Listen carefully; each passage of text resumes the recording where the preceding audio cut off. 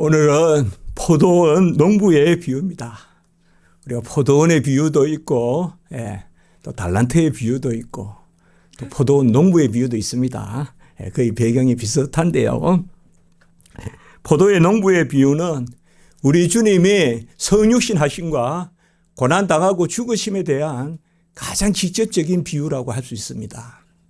그래서 이 비유 말씀은 이제 마지막 그 한 주간의 생을 보내시면서 주님이 자신이 당해야 될 일들을 가장 정확하게 알려주시는데 비유로 그것을 말씀해 주는 것을 볼 수가 있습니다.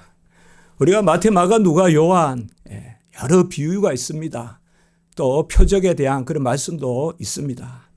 주로 초기에는 보면 하나님의 나라에 대한 말씀이 많고 또 그에 관련된 비유가 많습니다.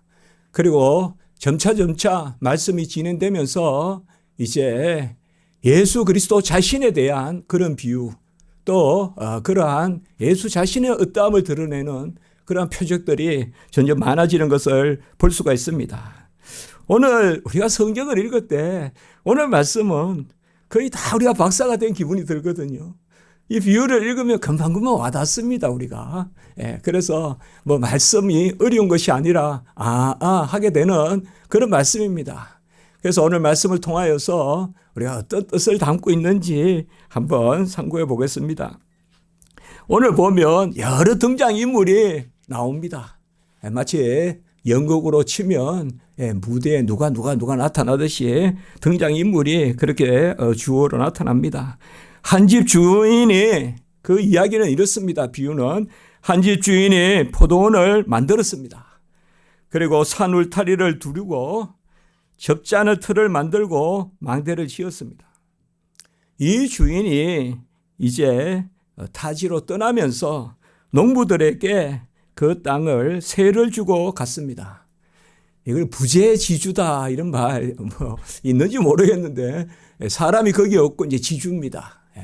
우리도 여기 보면 뭐 주인이 누군지 2년 3년 돼도 모르겠는데 왜 이렇게 임차인은 있잖아요. 여기에 빌려서 쓰는 분은 바로 그런 상황입니다. 이게 이스라엘은 많은 상황입니다. 이스라엘은 이런 경우가 많습니다. 그래서 땅을 빌려주고 그리고 이제 이 세를 받는데 이 당시에는 어떻게 세를 받는가 하면 소출 열매 얼마를 받습니다. 그래서 소출한 것의 얼마를 세로 받기로 하고 농부들에게 그렇게 위임하고 갔습니다. 그래서 때가 이름에 오늘 마가복음, 누가복음에 그렇게 기록되어 있고 또 마태복음에는 열매 거둘 때가 가까우매. 우리가 때라는 단어, 카이로스라는 단어, 크로노스가 아니라 카이로스, 하나님의 시간. 오늘도 여기 때가 상당히 중요한 개념입니다. 호 카이로스, the time, 그 시간. 정관사가 붙어 있습니다. 그래서 그 때가 이러니, 그대로 번역한다면 그 때가 이러니, 이것은 바로 열매 거둘 때. 마태복음에는 열매 거둘 때. 사실 열매 거둘 때라 하지만 그대로 직역하면 열매의 때. 호 카이로스 카르폰, 열매의 때. time of fruits, 복수를 씁니다. 과일, 열매의 때입니다. 열매의 때가 좀 더 좋은 것 같은데 열매 거둘 때 이렇게 다 같은 말입니다. 때입니다. 때. 이제 때가 이르러서 그 소출을 받으려고 종들을 보냅니다. 이 종들을 이제 마태, 마가, 누가에서 이 부분에 조금 다른데요. 뭐 이게 그건 없습니다만은 마태복음에는 종을 하나씩 보낸다 이렇게 나옵니다. 그래서 하나는 심히 때리고 또 하나를 보내니까 죽이고 또 하나는 돌로 쳤다. 이 돌로 쳤다는 것은 사실 죽였다는 건데 돌로 쳤다는 것은 수치를 안긴다는 뜻이에요. 그렇기 때문에 셋을 보냈는데 심히 때리고 죽이고 그리고 아주 수치롭게 여러분 뭐 돌로 친다는 거 십자가에 달린다는 거 이거는 그 수치가 극을 달하는 겁니다. 몸이 터지고 그건 뭐 정말 사람이 볼 수 없는 광경입니다. 이제 그렇게 죽이고 더 보냈는데도 또 다 그런 식으로 다 죽였다 이 말이에요. 마가복음 누가복음에도 사실상 뭐 대동소이하지만 여기에는 한꺼번에 이제 셋을 보냈는데 심히 잡아 때리고 머리에 상처를 내고 능욕하고 그리고 죽이고, 죽인다는 이 의미가 상당히 상세하게 기록되어 있어요. 이걸 보면 그리고 다양하게 그냥 죽이더라 아니면 괴롭히더라 뭐 이렇게 할 수 있을 텐데, 이것은 우리가 곧 생각해 보듯이 주님이 당할 다양한 그런 고난을 우리가 생각해 볼 수가 있죠. 그래서 이제 종들을 보내도 그렇게 하니 마지막 한 사람이 남았는데, 하나가 남았는데 이제 자기 아들을 보냈다. 마태복음에는 자기 아들, 마가복음에는 사랑하는 아들, 누가복음에는 바로 내 사랑하는 아들.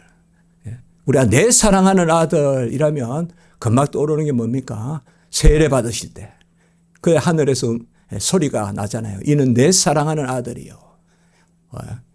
호 피오스, 호 아가페토스. 제가 왜 이게 헬라어로 하는가 하면 너무 중요한 개념이니까 그렇습니다. 내 사랑하는. 이것도 우리는 그냥 내 사랑하는 이렇지만 헬라어 언어로는 사랑하는 그자가 나의 자식이다라는 것을 아주 강조하는 의미가 있을 수 있어요. 호 피오스, 호 아가페토스 이렇게 되면요. 호 피오스 무, 나의 사랑하는 아들, 나의 사랑하는, 내 사랑하는 아들. 그래서 이것은 우리가 벌써 주님이 이 비유를 할 때 기가 있는 자는 이건 하늘에서 우리가 들었던 음성인데, 예수님 세례 받을 때 또 언제 이 음성이 울려 퍼집니까? 바로 변형되신 산, 높은 산, 거룩한 산. 성경에 나오는 그대로입니다. 성경에 변화는 옛날엔 변화라고 했는데 요즘 변형이라 했으니까 변형되신 산. 그 산에서 이는 내 사랑하는 아들이요 내 기뻐하니 너희는 그의 말을 들으라. 그러니까 아주 하나님의 사랑하시는 영원히 품속에 계신 독생자, 그 개념인데 그 아들을 보내니 그들이 서로 의논하여. 우리가 지난주에도 보면 의논하여 이게 있었거든요. 지난주에 근의가 어디서 나왔느냐 하면서 그들이 서로 의논하여. 이것은 이제 서로 협잡하는 거죠. 인본주의죠. 우리가 한번 중론을 모아보자. 그들이 의논하여 이제 그 아들을 상속자니 죽이고 자기들이 유산을 취하자라고 이렇게 말합니다. 그래서 아들을 보내면 존대해야 될 텐데 존귀하게, 그 포도원 주인의 아들이지 않습니까? 그러면 존귀하게 존대해야 될 텐데 그 아들을 또 죽여버립니다. 마태복음하고 누가복음은 포도원 밖에 데려가서 죽이고, 마가복음에는 죽여서 포도원 밖에 내던졌다. 이것도 또 우리가 예수께서 당하실 성문 밖에서 십자가에 달리실. 제가 왜 이렇게 마태, 마가, 누가 좀 상세하게 하는, 워낙 중요한 비유입니다. 이 비유는 우리 주님의 당할 일을 직접적으로 드러내는 비유이기 때문에 제가 좀 더 이렇게 비교해서 말씀을 보는 것입니다. 그렇다면 포도원 주인이 이제 올 때에, 그때에 우리가 오늘 41절에 보면 그때에 그들을 어떻게 하겠냐 이 말이에요. 그 포도원 주인이 오면 그 농부들을 그냥 두겠느냐. 그들을 아주 멸망시키고, 그리고 제때의 열매를 바칠 만한 자를 농부들에게 세를 줄지니다. 또 때라는 말이 또 나옵니다. 제때에 열매를 바칠 만한 그 사람에게 이제 넘겨주지 않겠느냐. 이 비유입니다. 그래서 제가 아까 말씀을 드렸듯이 이미 이 비유는 우리가 다 익숙합니다. 사실 비유만 들어도. 왜냐하면 우리가 성경을 알기 때문에 그렇죠. 성경을 알기 때문에. 그러나 이 비유를 이제 조금씩 한번 의미를 한번 살펴봅시다. 포도원을 만들고 울타리를 치고 접지 않은 틀을 만들고 망대를 세웠다. 이 울타리는 바로 예루살렘 성이라고 볼 수 있겠죠. 예루살렘 성벽. 예루살렘 성벽. 그게 울타리고, 망대는 성전이고, 그리고 포도즙철은 성전의 제단이다. 이렇게 주석한 글을 읽어본 게 있습니다. 그러나 이걸 꼭 그렇게 해석할 필요는 없겠지만은 비유니까 이제 울타리는 바로 예루살렘, 예루살렘. 그 안에 망대, 성전, 이제 바로 성전. 그러니까 성벽 안에 성전, 그 안에 제사 드리는 곳. 이렇게 아주 이렇게 은근법으로 들어가듯이 이렇게 그렇게 돼 있다 이 말이에요. 바로 그렇게 그것을 그러니까 이 만드신 분은 한 집 주인은 누굴까요? 바로 창조주 하나님이죠. 포도원을 만드신 분. 그 포도원을 만드신 분이 바로 창조주 하나님이시죠. 이 포도원은 이스라엘을 뜻합니다. 오늘날로 말하면 교회라고 볼 수 있겠죠. 포도원. 포도원 자주 등장하지 않습니까? 이 비유의 오늘 말씀이 이사야 5장 1절에서 7절 꼭 기억하십시오. 이사야 5장 1절에서 7절 그걸 우리가 포도원 노래라 그래요. 포도원 노래. 아주 유명한 포도원 노래. 이 말씀을 비추어서 주님께서 비유하신 거예요. 이사야 5장 1절에서 7절 잠시 보면 내 사랑하는 자를 위하여 포도원을 노래하리라. 심히 기름진 산에 땅을 파서 돌을 제하고 극상품 포도나무를 심었더니, 오늘날로 말하면 최고품 포도나무를 돌을 제하고 그리고 땅을 파서 심었더니, 그리고 심히 기름진 산에 그 중에 망대를 세웠고 술터를 팠도다. 이거 오늘 말씀과 똑같죠. 망대하고 그리고 술터리란 말이 결국은 포도즙을 따는 터를 술터리라 하거든요. 그것을 세웠다. 그런데 덜포도를 맺힘이 어찌며, 덜포도는 먹을 만한 포도가 아니다 이 말이에요. 아주 먹을 게 없어 굶어 죽을 것 같으면 좀 먹을 수 있을지 몰라도 극상품 포도. 우리가 보면 가데스 바니아에서 정탐꾼 보냈을 때 막 포도를 이렇게 오늘날 이듯이 막 이렇게가 내려오는 그 극상품 포도 말이에요. 그 극상품 포도나무를 심었더니, 이 말씀에 비추어 보면 오늘 농부들은 정말 은혜를 입은 자들이죠. 땅이 없는 사람들에게 기름진 땅을, 그거를 누가 만들었냐? 파고 돌을 제하고, 이거는 땅 주인이 만든 거란 말이에요. 땅 주인이. 그들이 한 게 아니다 이 말이에요. 오늘 말씀에 이제 핵심은 여기 있어요. 그들이 한 게 아니다 이 말이에요. 포도원의 소유자는 포도원을 관리하는 자가 아니다 이 말이에요. 하나님이시란 말이에요. 그래서 그들에게, 그런데 덜 포도를 맺힘이었다며. 저도 이 설교 참 아주 옛날에 오래전에 은혜롭게 들었어요. 극상품 포도나무를 심었는데 덜 포도를 맺힘이었다며. 신학교 때. 그래서 포도원을 황폐하게 하고 찔레 가시가 나고 비가 내리지 않게 하리라. 그렇게 이사야서의 말씀이에요. 그리고 이사야 5장 7절, 금방 5장 1절에서 7절이잖아요. 그 마지막 절에 보면 이렇게 나옵니다. 무릇 만군의 여호와의 포도원은 이스라엘 족속이요, 그가 기뻐하시는 나무는 유다 사람이라. 이렇게 나옵니다. 그래서 포도원의 비유에서 이제 하나 더 우리가 생각한다면 포도나무는 유다 사람이다. 이사야 60장 21절에도 보면 그들은 내가 심은 가지요 하는 그런 말씀이 있습니다. 자, 이제 그러면 그런데 잠깐 이사야 5장 7절의 후반부, 그들에게 정의를 바라셨더니 도리어 포악이요. 포악이요. 그러니까 올바르게 행하고 열심히 수고한 것을 또 열매를 받고 정의를 바라셨더니 도리어 포악이요. 그들에게 공의를 바라셨더니 도리어 부르짖음이었도다. 이 부르짖음이 뭘까요? 그래, 금방 떠올릴 수 있죠. 예수를 못 박으소서, 예수를 못 박으소서. 그렇게 부르짖는 거예요. 공의를 바라셨더니. 공의로 하면 바로 예수를 못 박는 게 아니잖아요. 이것이 이사야 5장 1절에서 7절. 그래서 이 말씀에 비추어서 지금 오늘 말씀을 우리가 바라보면 아주 중요하게 내용이 통하는 것입니다. 자, 그러면 농부들은 누굴까요? 오늘 여기에서 악한 농부들이죠. 농부들은 누굴까요? 우리가 이들은 유대의 지도자들이다 이렇게 볼 수가 있습니다. 일단 농부는 아까도 말씀드렸지만 위임받은 자들이고 하나님의 일을 맡은 자들입니다. 대제사장들과 바리새인들, 마태복음에는, 그리고 마가복음, 누가복음에는 대제사장들, 서기관, 장로들 이렇게 나와 있습니다. 그러니까 하나님이 그들에게 예배를 맡기고, 그리고 다스림을 맡기고, 그리고 말씀을 맡기고, 대제사장, 서기관, 장로, 그런 사람들 아니겠습니까? 그러니까 이 땅에서 하나님의 일을 맡기는 것이요. 예배 드리는 일, 그리고 서기관들은 가르치고 말씀 보존하는 일, 장로들은 그들을 살펴서 돕는 일, 이런 것을 맡겼다. 이들이 농부들의 모습입니다.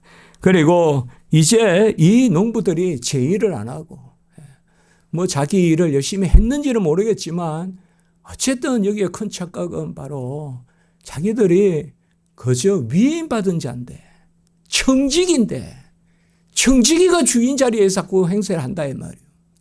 청지기인데, 청지기는 누굽니까? 옛날에도 우리 보면 뭐 곡간지기 이런 말이 있는데 시골에 청지기는 누굽니까? 사실 저도 어린 눈에 그런 것을 본 적이 있는데 청지기는 같이 먹는 거예요. 주인이 흥해야 청지기도 먹을 게 있는 거예요. 주인이 가난하면 청지기는 더 배가 고픈 거예요. 이게 바로 흥황하고 이런 것이 다 주인의 그 은혜란 말이에요. 주인의 은혜예요. 자, 그래서 이들이 악한 일을 하고, 그래서 그들에게 이제 아까 말씀같이 열매의 때, 그 때가 되어서 종을 보냈는데 여기에 종은 누굴까요? 많은 경우에 구약에 보면 나의 종들, 나의 선지자들 이런 표현이 나옵니다. 그러니까 여기는 오늘 종들은 선지자다라고 이렇게 보시면 돼요. 제가 평소에 그렇게 항상 생각을 하는데요. 학생들에게도 가르칠 때 선지자와 제사장의 차이는 방향이 중요하다. 선지자는 하나님을 대신해서 백성들에게 내려오는 그 일을 맡는 것이 선지자고, 제사장은 백성을 대표해서 하나님께 올려드리는 일을 하는 것이다. 그러니까 선지자는 뭔가 하면 1차적으로 하나님의 뜻을 전하고 거기에만 머무는 게 아니에요. 하나님의 뜻을 전하고 그 뜻을 전한 적 일어나죠. 그러니까 선지자가 능력이 있어서 그 뜻대로 되는 것이 아니라, 그러니까 하나님은 뜻하신 적 이루시고 이루신 적 선하다. 그래서 항상 저는 그렇게 생각합니다. 하나님은 뜻하신 적 이루시고요. 하나님의 뜻이 있으면 이루어지지 않습니까? 그러니까 우리가 선지자 직분이다 이러면 사실 70만 전하는 게 아니에요. 왜요? 전한 대로 되니까. 그래서 항상 선지자는 이루는 것이 포함하는 거예요. 그래서 선지자지. 그러니까 이제 지금은 뭐예요? 종을 위해서 아래로 보냈다는 것은 선지자직을 뜻하는 거예요. 제사장직은 뭐예요? 밑에서 올라가는, 예배드리고 기도하고 하는 거예요. 그래서 지금 이 형상을 보면, 이 말씀을 보면 바로 그거예요. 선지자를 제사장이 죽이는 거예요. 하나님이 보낸 선지자를 이 땅의 제사들이라고 맡겨놓은 제사장들이 죽이는 그 자리에 있는 사람들을 농부, 악한 농부라고 지금 비유한 거예요. 성경에 보면 우리가 아까 돌로 쳐서 죽이고, 그리고 때리고, 그리고 죽이고 또 능욕하고 여러 표현이 있었지 않습니까? 구약에도 보면 가장 고난을 많이 당한 선지자라면 우리가 눈물의 선지자라고도 그렇게 칭하기도 하지만 예레미야를 떠올리지 않습니까? 예레미야는 밧소홀, 이 밧소홀이 제사장이에요. 예레미야는 선지자잖아요. 예레미야 선지자를 제사장 밧소홀이 때려요. 때리고 목에 그러한 나무 고랑을 채웠다. 뭐 우리가 발에 이런 데 착고를 채운다 하듯이 그 고난을 당해요. 그러니까 구약에도 보면 선지자 예레미야가 제사장 밧솔에게 맞고 구금되고, 그것도 수치스럽게 그걸 볼 수가 있어요. 그리고 여호야다, 제사장 여호야다 있지 않습니까? 아주 중요한 제사장이죠. 제사장 여호야다의 아들 스가라. 이 스가라는 이또의 선자 스가라, 우리가 말하는 스가라 선지자 아닙니다. 다른 선지자예요. 바로 여호야다의 아들 대제사장 스가라는 누가 죽이는가 하면 바로 여호야다가 대제사장이잖아요. 그 대제사장 여호야다가 아주 그 요아스에게 아주 많은 은혜를 끼쳤다고요. 그런데 그의 아버지의 은혜를 망각하고 그 아들을 죽이는데 요아스가 어디에서 죽이는가 하면, 이제 요아스는 왕이지 않습니까? 바로 여호와의 전뜰 앞에서 죽입니다. 여호와의 전이 어디입니까? 성전이죠. 성전뜰 앞에서 스가라는 선지자잖아요. 선지자를 왕이 죽입니다. 그래서 제가 설교문 이렇게 썼어요. 왕과 제사장이 선지자를 죽이는 시대. 왕과 제사장이 선지자를 죽이는 시대. 진리의 말씀을 전하고 하나님의 뜻을 살펴 옳은 것으로 옳다 하고 그렇게 할 때 이 땅에서 오히려 예배 맡았다는 사람들이 그런 자들을 핍박하고 그렇게 하는 모습을 볼 수가 있다 이 말이에요. 왕이 죽이고 제사장이 선지자를 죽이는 시대. 또 우리가 하나 생각할 것은 스마야의 아들 우리야가 있습니다. 이런 거 잘 들으시면 다음에 성경 읽으면 나오지 않습니까? 또 그렇게 읽으면 스마야의 아들 우리야. 이 우리야가 또 선지자입니다. 선지자인데 요야김이 애국까지 그 당시에 사실 이제 하나님의 뜻과는 다르게 이스라엘 백성이 바벨론에 이제 유폐되어 가야 되는데 그런 것을 거역하는 그 시대입니다. 그때 이 선지자 스마야의 아들 우리야를 여호야김이 애국까지 가서 잡아다가 죽입니다. 그러니까 이 선지자들이 여러 모양으로 제사장과 왕에게 핍박을 당하고, 그래서 제가 그 방향을 이야기한 거예요. 하나님께 내려오는 자를 하나님께 올려드려야 되는 자들이 핍박하는 시대다. 하나님께 올려드려야 되는 것이 뭐예요? 아까 맡은 자단 말이에요. 맡은 것을 잘 해서 2달란트 5달란트 맡은 자같이 잘 남겨서, 그래서 내 것이 아니고 나는 공 없습니다. 나는 공로 없습니다. 나는 무익한 종이라 하라 했지 않습니까?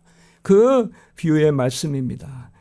그들이 이제 때가 이름에 아까 말씀을 드렸듯이 열매 거둘 때라는 이 말씀입니다. 우리는 지난주부터 때에 대해서 자주 3번, 지지난주도 그렇고요.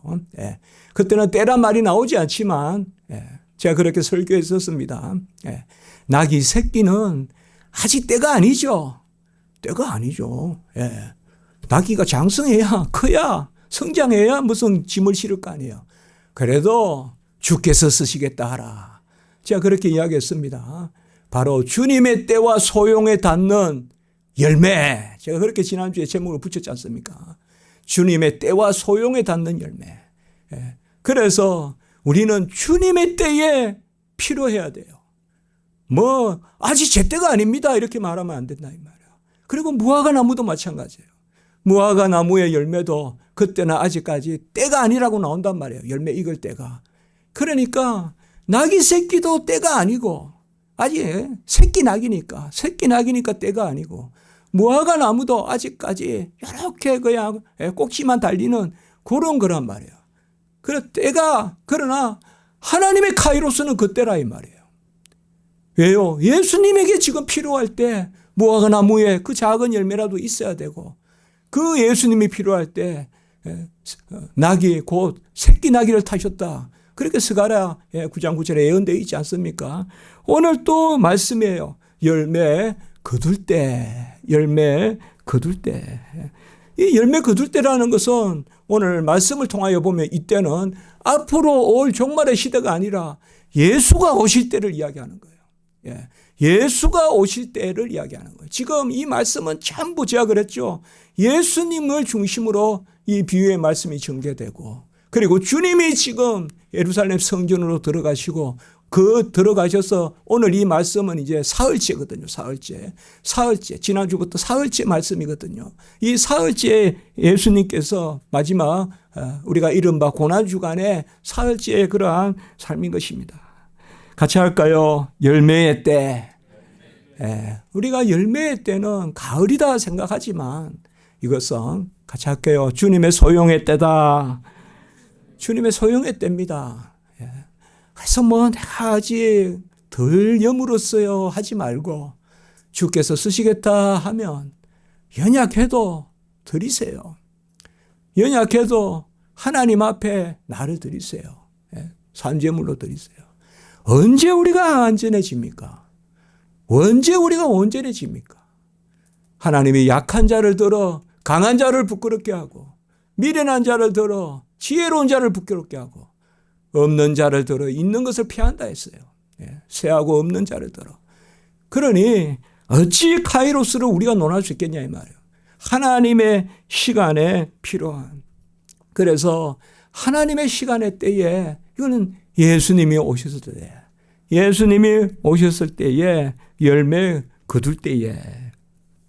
농부는 소유자가 아닙니다. 주인이 세를 준 자입니다. 맡긴 일을 열심히 하고 소출의 일부를 받고 일부를 그리고 드리는, 그러니까 소출에 따라서 주인께 드리는, 그래서 청지기의 삶이다. 우리도 이렇게 보면 오늘 여기에서 우리의 자리는 농부의 자리라 볼 수가 있어요. 그렇게 보면 우리도 이 땅에서 왜 나그네의 삶이라고 할까요?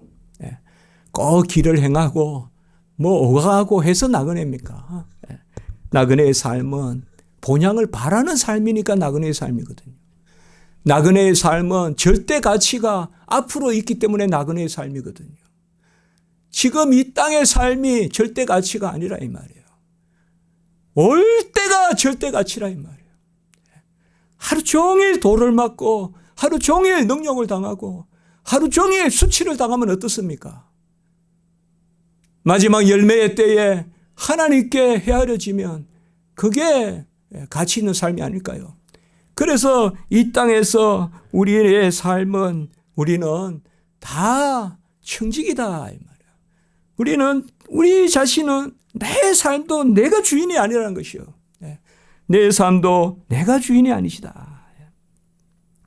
포도는 이스라엘, 오늘로 말하면 교회를 뜻합니다. 사람이 교회의 주인이 아닙니다. 포도는 구약으로 말하면 이스라엘, 신약으로 말하면 교회예요. 사람이 교회의 주인이 아닙니다. 옛날 어느 신문에 참 부끄러운 그런 기사를 봤어요. 교회의 주인은 목사인가 장로인가? 교회의 주인은 목사가 아닙니다. 무슨 목사가 교회의 주인입니까? 그리고 무슨 장로가 교회의 주인입니까? 성도들이 교회의 주인 아닙니다. 교회의 주인은 하나님이십니다. 국가의 주인은 국민이에요. 그래서 국가의 주권은 국민에게 나와요. 그러나 하나님의 나라 교회의 주인은 하나님이에요. 그래서 교회의 주권은 하나님으로부터 나와요. 그 교회의 주권, 대권은 하나님으로부터 나와요. 우리가 다 모여서 100% 옳다 해도 그게 권세가 있는 게 아니에요. 지난주도 이야기했죠. 엑수시아. 바로 본질, 존재 자체부터 그분 자신으로부터 나오는 것이죠. 그게 권위잖아요. 지난주의 말씀에서는 권위가 누구에게 있느냐. 그래서 그때 제가 말씀을 드렸죠. 권위는 바로 지연자에게 있다. authority는 author에게 있다. 우리가 이건 author이라면 그냥 저자를 많이 이야기하지만 본래 라틴어로는 조성자, 창조자 될 수가 있어요. 그게 이제 오늘 나는 좀 작게 쓰이는 거예요. 저자라고. 그래서 지연자가 권위가 있는 거예요. 오늘 말씀에 뭐예요? 포도원을 지은 자, 아우토르. 그에게 아우토리타스, 권위가 있다. 그게 지난주에 그 헬라어로 엑수시아. 그 단어가 또 재미있는 것이 엑스 비잉, 존재 자체로부터 나오는, 하나님 자신의 존재로부터 나오는. 항상 우리가 이런 생각하면 좋겠죠. 하나님은 계시는데, 그래서 우리가 여호와를 인정하고 아멘하면 그에게서 나온다 이래야 사물이 파악이 되는 거예요. 진달래를 아무리 봐도 모르는데 진달래가 그에게서 나온다. 엑수시아, 그에게서 나온다. 진달래는 하나님이 지으셨다. 그래서 오늘 이 말씀은, 이 포도농부는 바로 자기가 소유자라고, 자기가 오토라고, 그래서 오토리티가 자기에게 있다고 생각하는 거예요. 지은이는 하나님이시여, 우리는 지음을 받은 하나님의 자녀인 줄 믿습니다. 그리고 그가 우리를 주장하시고 그가 우리를 붙드시고 인도하셔야 돼요. 내게 있으니까 괴로운 거예요. 내가 주으니까 힘든 거예요. 하나님께 맡기시기 바랍니다. 살아계신 하나님께 맡기세요. 살아계신 하나님의 뜻대로 하셔야 돼요. 여호와의 열심히 나에게 임해야 되고요. 여호와의 뜻대로 하셔야 되고 여호와의 간절함으로 해야 돼요. 내 간절함은 여호와의 간절함에 가닿지 못합니다. 여호와의 간절함으로 대로 행해요. 다 맡기세요. 다 맡기세요. 그래야 우리가 모든 만물도 그 가운데, 우리는 마치 우리가 주인인 같이, 사람이 주인인 같이 사물도 바라보고 그렇게 합니다. 우리가 공장을 한다고 해요. 공장을 해가지고 팩토리를 해가지고 뭘 만든다. 그때 우리 믿는 사람들은 그걸 내가 만들었다 해서 안 돼요. 만물은 내가, 하나님이 나를 조성하셨는데, 내가 만든 것이 어찌 내가 만든 거냐 이 말이에요. 하나님이 만드신 거란 말이에요. 아멘. 가인의 죄가 거기에 있는 거예요. 가인의 죄가, 최초의 가인의 죄가 바로 아담 이후에 그 아들 가인의 죄가, 자기가 소산물을 냈다고 생각하면서 안색이 변한다 이 말이에요. 내가 이렇게 했는데 어찌 하나님 마땅하게 받지 않습니까? 안색이 변함이 어찌미뇨. 오늘 그 말씀인 것입니다. 하나님이 한 아들을 보내셨습니다. 그러면 오늘 이 말씀에서 사실 그들에게도 말씀했어요. 우리 비유로. 악한 그들을 하나님께서 그냥 두시겠느냐.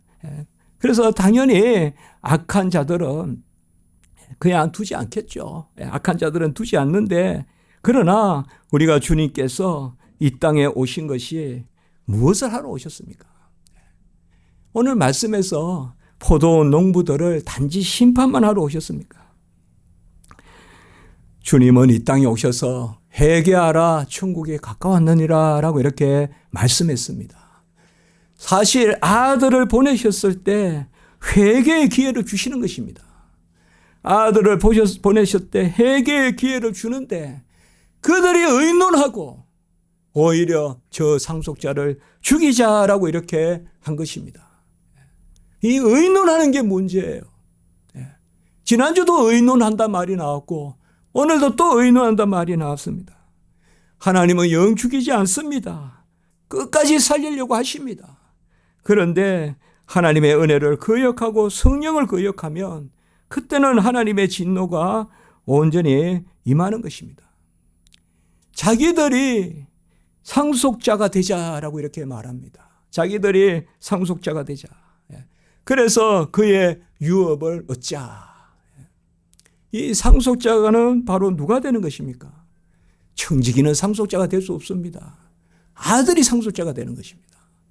그 상속자는 바로 하나님의 아들입니다. 우리가 상속자가 되려면 한 가지 방법밖에 없어요. 로마서 8장 17절. 자녀이면 또한 같이 할까요? 그리스도와 함께한 상속자니. 상속자란 오늘 여기에 말씀이 크레로노모스예요. 상당히 중요한 단어라. 크레로노모스 헬라어로. 그리고 로마서 8장 10절에 자녀이면 또한 그리스도와 함께한 상속자니 우리가 그와 함께 영광을 받기 위하여 함께 고난도 받아야 할지니라.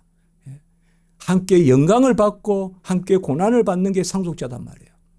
좋은 것만 물려받는 게 아니라 그러나 그 고난도 세상의 고생이 아니에요. 예. 주님의 멍에를 매는 기쁨이 있는, 내 멍에를 매고 내게 배우라 그러면 너에게 쉼이 있으리라. 그 쉼이 있는 것이거든요. 예. 그래서 오늘 여기에 보면 우리가 상속자가 되는 것은 그리스도와 함께한 상속자예요. 함께란 말이 원어로 soon이라는 게 있어요, 여러분들. soon. 예. 우리가 soon, 영어로도 s 이런 게 있으면 함께가 많잖아요. 그래서 로마서 8장 17절에는 함께한 상속자는 soon kleronomos 이렇게 해요. 함께 상속자가 됐다는 거죠. 함께 상속자가. 그래서 예수 믿으면 그 가운데 상속자가 돼요. 내가 내 스스로 예수를 핍박해서 그래하여 그 자리를 취하자. 그래서 유업을 얻자, 기업을 얻자 하고 그들이 이야기하는 것입니다. 주님은 이 땅에 오셨을 때 이 농부들이 특별히 유대 지도자들이라면 유대 지도자들을 회개를 기회를 주시지 않았겠습니까? 니고데모가 누굽니까? 그도 유대 관리입니다. 니고데모도. 그래도 니고데모가 와서 물었지 않습니까? 그리고 가장 대표적으로 지도자급에 있는 사람을 하나님이 구했잖아요. 그게 바로 사도 바울 아닙니까? 그러니까 그들에게 맡긴 자들에게 회개의 기회를 주십니다. 회개의 기회를 주십니다. 하나님은 포도원을 영폐하지 않습니다. 포도원을 영폐하지 않아요. 이사야 5장에 보면 그 포도원을 황폐케 하고 비도 내리지 않게 하고 가시가 나고 찔레가 나게 할 것이다 라고 이사야 5장에는 나와요. 그러나 이제 그거는 구약시대예요. 구약시대의 심판 가운데서 신약시대 예수님이 왔을 때는 이제는 포도원을 없애지 않습니다. 그러면 어떻게 할까요? 새로운 농부를 찾습니다. 새로운 농부를 찾아요. 이게 이사야 5장 1절에서 7절의 비유와 오늘 비유의 조금 다른 부분이에요. 그런데 그걸 잘 생각하셔야 돼요. 이사야 5장 1절에서 7절 포도원 노래, 거기에 포도원의 비유. 아까 우리가 했듯이 바로 돌을 제하고 땅을 파고 극상품 포도나무를 가장 기름진 땅에 심어서 술틀도 만들고 망대도 만들고 그런데 들포도를 맺히며 찌며 내가 황폐케 하리라 했단 말이에요.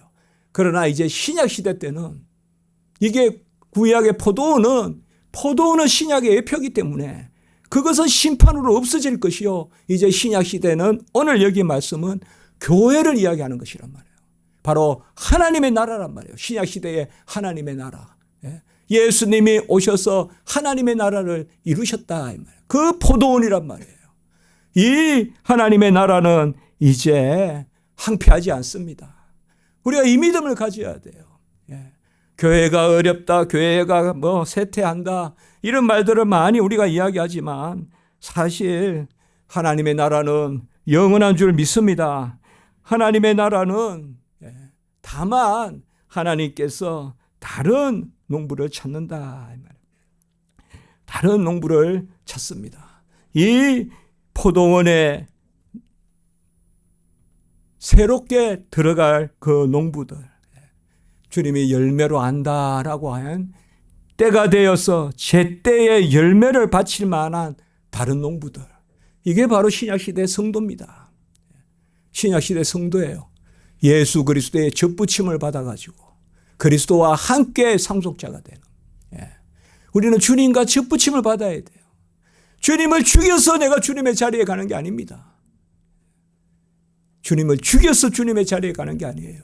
주님의 접붙임을 받아서 주님의 자리에 가는 거예요. 그래서 그와 함께 상속자 되는. 그래서 열매로 알리라 할 때 우리는 그 열매 맺는 것이 나에게 있지 아니하고 그리고 바로 하나님의 아들 그와 함께 우리가 열매를 맺는 것입니다. 그래서 오늘 마태복음 21장 43절에 하나님의 나라를 너희는 빼앗기고 그 나라의 열매 맺는 백성은 받으리라 라고 이렇게 말씀합니다. 그리고 말씀 가운데 그러면 어떻게 열매를 맺느냐. 이제 아주 오늘 말씀이 귀한 말씀이에요. 머릿돌, 주춧돌에 붙어 있으면 된다 이 말이에요. 오늘 말씀에 이렇게 한번 연결해 보세요, 여러분들. 그 후반부의 말씀에 보면 이제 42절에 건축자들이 버린 돌이 모퉁이의 머릿돌이 된다. 머릿돌이 뭡니까? 그야말로 머릿돌이 코너스톤 아닙니까? 거기에 올라가서 그러니까 서로 상합해서 서로 그러니까 이것이 바로 뭔가 하면 상속자가 되는 것입니다. 머릿돌, 주춧돌에 잇대어서 마치 건물이 우리가 그 초석이라고 하잖아요. 초석을 낳았다. 기초석. 거기에 기초석에 모든 것이 올라간단 말이에요. 거기로부터. 목조 같으면 그게 상향이죠. 그게 대들보죠. 그러나 석조는 바로 이 기초석이란 말이에요. 기초석. 그 주춧돌이란 말이에요. 주춧돌. 건축자들이 버린 돌이 집 모퉁이의 머릿돌이 된다. 건축자가 버리냐? 여기에 건축자는 농부예요. 오늘로 말하면. 그 농부란 말이에요. 농부. 이스라엘의 건축자들이란 말이 지도자를 뜻하게 많이 사용됩니다. 이스라엘 단어에서 건축자라는 게. 그렇기 때문에 이 악한 건축자들이 버린 돌이 바로 십자가에 매달아서 죽인 그 돌이 모퉁이의 머릿돌이 되었나니 여호와께서 행하신 것이요 우리 눈에 기이한 바로다. 이게 구약 어디에 나오는가 하면 시편 118편 22절 23절에 나옵니다. 여러분 혹시 기억나세요? 할렐루야 시편. 여기에 25절 오늘 말씀 이건 시편 118편 22절 23절이고 그리고 이어지는 118편 25절 26절에서 이 말씀이 나옵니다. 여호와여 구하옵나니 이제 구원하소서. 이게 뭐죠? 호산나 이제 구원하소서. 여호와의 이름으로 오는 자가 복이 있으며. 그러니까 호산나 하는 그 말씀 바로 앞에 나오는 말씀. 그때 제가 그래서 꼭 성경 찾으라고 했죠. 그때. 그리고 줄치라고 했죠. 제가 이 설교를 겨냥하고 말씀드린 건 아니었지만 오늘 말씀에 나오잖아요. 바로 그 주춧돌이 있단 말이에요. 건축자들이 버린 돌이 주춧돌, 모퉁이 돌이 머릿돌이 되어서 그래서 그 머릿돌이에 지어서 그리고 바로 이어지는 말씀에 바로 여호와여 구하옵나니 이제 구원하소서 호산나잖아요. 그리고 여호와의 이름으로 오는 자가 복이 있다라고 이렇게 말했습니다. 주님이 신령한 돌 반석입니다. 생수가 흘러나오는 반석입니다. 우리는 주님에게 생수를 얻고 그와 합하여서 생명을 얻습니다. 에베소서 2장 22절의 말씀에 보면 그리스도 예수께서 친히 모퉁이 대리 되셨나니 그의 안에서 건물마다 서로 연결하여 주 안에서 성전이 되어가고 라고 이렇게 이야기했습니다. 예수님이 모퉁이 되고 그가 주인이십니다. 그 아버지가 주인이시고 그 아들이 주인이시고 그가 우리의 유일한 구주시고 그가 우리의 머리 되시고 우리는 그의 지체된 교회지 않습니까? 이 교회를 어떻게 표현합니까? 그가 바로 모퉁이 대리 되시고 돌이 되시고 그의 안에서 건물마다 서로 연결하여 주 안에서 성전이 되게 하셨느니라. 그래서 오늘 말씀에서 주제는 뭔가 하면 후반부에 이 말씀과 같이 비추어 보면 바로 누가 주인인가? 누가 소유자인가? 우리는 분명히 자녀예요. 자녀의 영을 받았어요. 주인이에요. 그러나 스스로 주인된 자가 아닙니다. 은혜로 주인된 자인 줄 믿습니다. 만삭되지 못한 나에게 바울과 같이 은혜로. 그러니까 모든 것이 주인이 되시려거든 예수와 접붙임을 받으십시오. 주인이 되시려거든 예수와 연합하십시오. 예수가 주춧돌이 돼야 돼요. 안 그러면 헤매는 돌이에요. 여기저기. 돌이 건물 안에 잘 박혀 있어야지. 아름답지. 그냥 건물이 우르르 무너져서 저 폐가에 삐죽삐죽 떨어진 돌 보면 얼마나 흉합니까? 그렇지 않습니까? 우리는 예수께 붙어 있어야 주인이 돼요. 예수에 떨어지면 그 순간 우리는 주인은커녕 악한 청지기가 되는 거예요. 그래서 신약시대에 우리는 이제 단지 청지기가 아니라 하나님의 자녀로서 우리를 부르신 줄 믿습니다. 하나님의 자녀로서 불렀어요. 그런데 자녀이 돼 하나님의 아들, 그 아들과 함께한 자녀란 말이에요. 그걸 아셔야 돼요. 그래서 그리스도의 영이 없으면 그리스도의 것이 아니라 로마서 8장 9절, 그리고 우리가 자녀의 영을 받았다 로마서 8장 15절.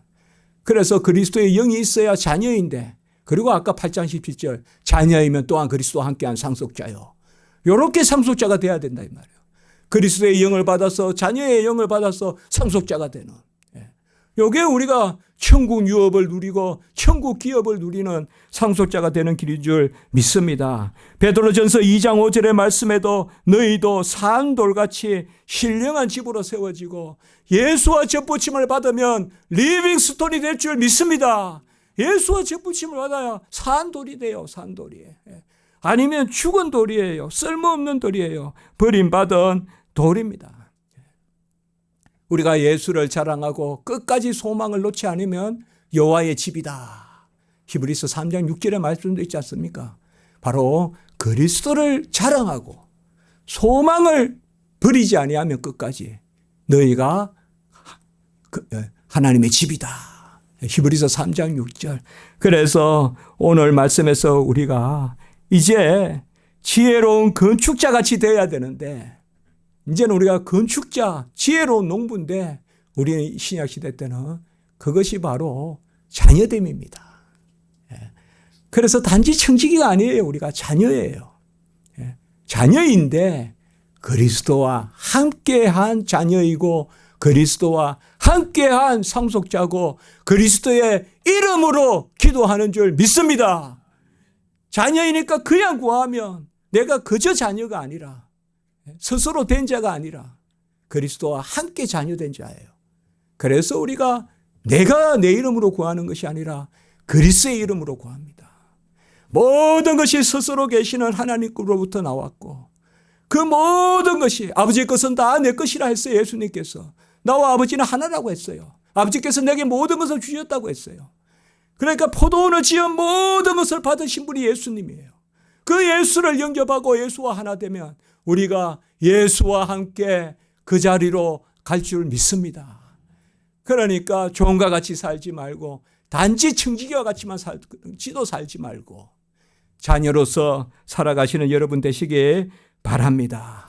이것이 오늘 우리에게 주시는 은혜로운 말씀, 귀한 말씀. 우리는 이렇게 소망으로 듣는데 귀가 없어서 듣지 못하고 끝끝내 그 지도자들은 안나스 가야바, 바로 제사장 아니에요. 헤롯 빌라도 왕 아니에요. 왕이 선지자를 죽이고 제사장이 선지자를 죽이는 그 시대라 이 말이에요. 그래서 우리가 오늘 말씀을 통하여서 감사함을 누리는 은혜가 있길 바랍니다. 같이 합시다. 그리스도와 함께 우리가 포도원의 주인이 된다. 기도합니다. 그리스도 거룩하고 자비로우신 하나님 아버지, 오늘 귀한 말씀 저희들 주시니 감사합니다. 제 자리가 어디입니까? 바로 농부요 건축가인데 이제 이 때에 신약시대에 열매의 때에 우리는 이제 그리스도와 함께 자녀되고 그리스도와 함께 상속자 된 그 자녀의 영을 받았음을 감사합니다. 자녀로서 기뻐하며 자녀로서 그리스도의 이름으로 구하고 자녀로서 영광 돌리는 자리에서 살게 해 주시옵소서.